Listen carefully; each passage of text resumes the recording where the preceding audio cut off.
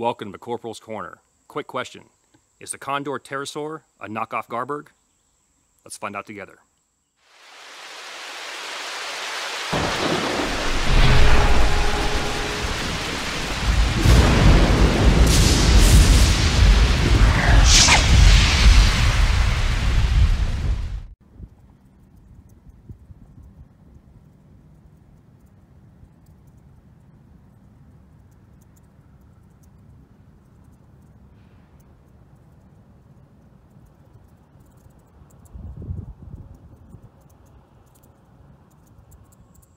Okay, today we're going to do something a little bit different. We're going to discuss knives.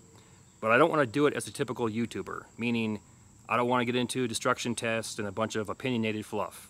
I want to stick to the facts. So fact, this last June in Georgia, I was at Blade Show. And while I was there, I saw a knife being paraded around as the next best thing. And that knife was the Condor Terrasaur. Now, just briefly seeing that knife, I went to that dark place of someone's trying to copy a Garberg for profit. Then I got thinking about that. You know what? I need to go ahead and dial myself back in. I said, at ease there, devil. Before you go making any assumptions, why not get a hold of one so I can see for myself? So on that note, let's stick with the facts. In the end, you can decide. Let's get to it.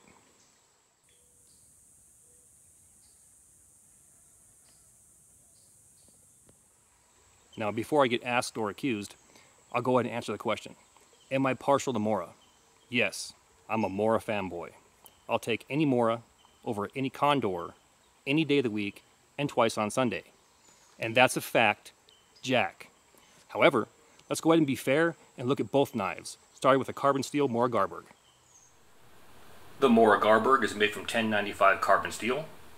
It has a total length of 9 inches, a blade length of 4.3 inches, a thickness of 1/8 inch, and weighs approximately 9.6 ounces. The knife features a full tang design with Scandi Grind, a sharp 90-degree spine, polyamide handles with lanyard hole, an exposed pommel, and retails between $90 and $120 depending on your sheath options.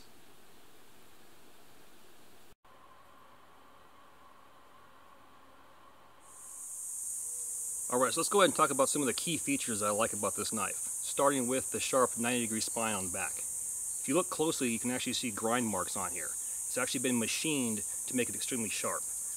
Working your way down to the pommel, you'll see it's done the exact same way. Let's go ahead and move on to the Scandi Grind. Looking at it, it's even and consistent on both sides, and there's no evidence on the blade itself of chips or gouges.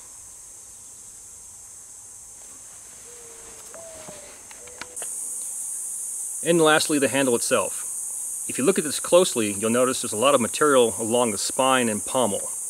This tells me that there's less of a chance of this handle actually cracking when, say, batoning over a long period of time. It feels good in my hand, and it's extremely sharp right out of the box as well. To be honest, for the price, I can't find anything wrong with this knife.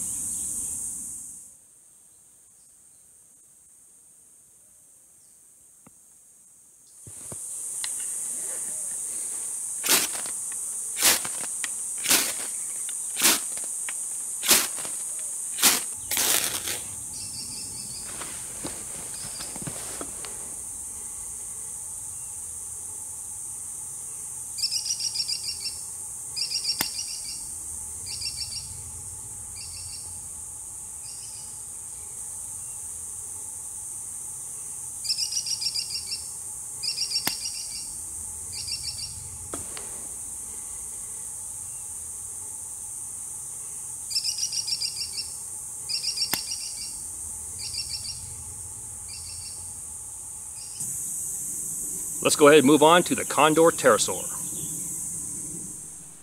The Condor Terrasaur is made from 1095 carbon steel, has a total length of 9 inches, a blade length of 4.1 inches, a thickness of 1/8 inch, and weighs approximately 9.5 ounces.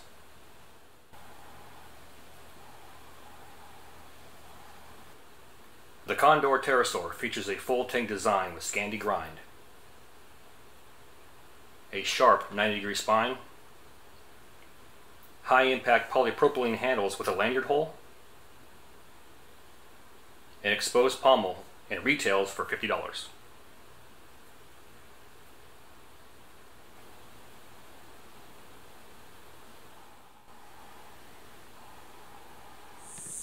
Alright, so just like the Garberg, let's go ahead and talk about some of the key features that I actually like about this knife.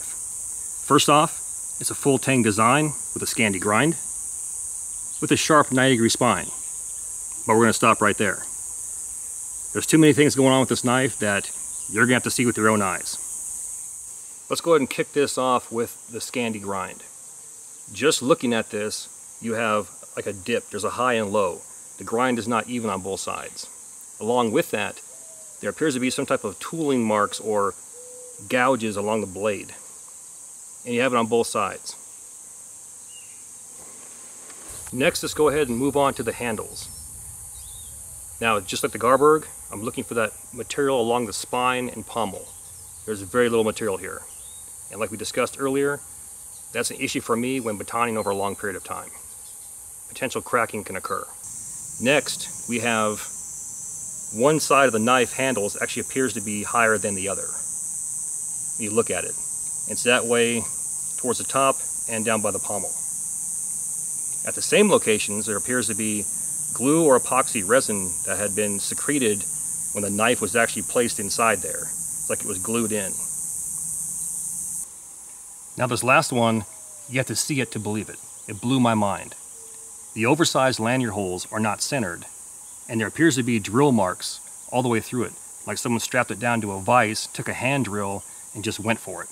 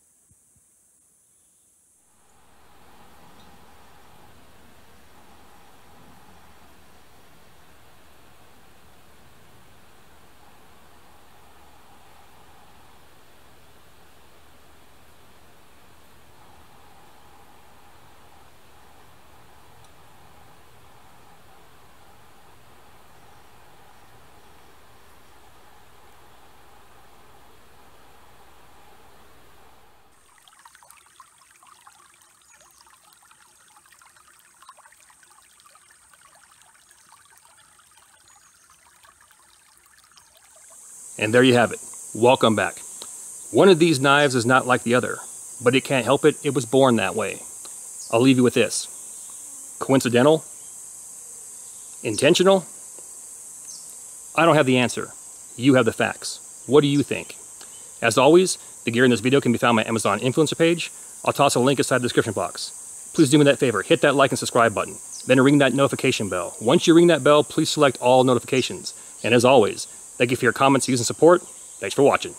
Get out in the field, have some fun. I'm going to catch you next time.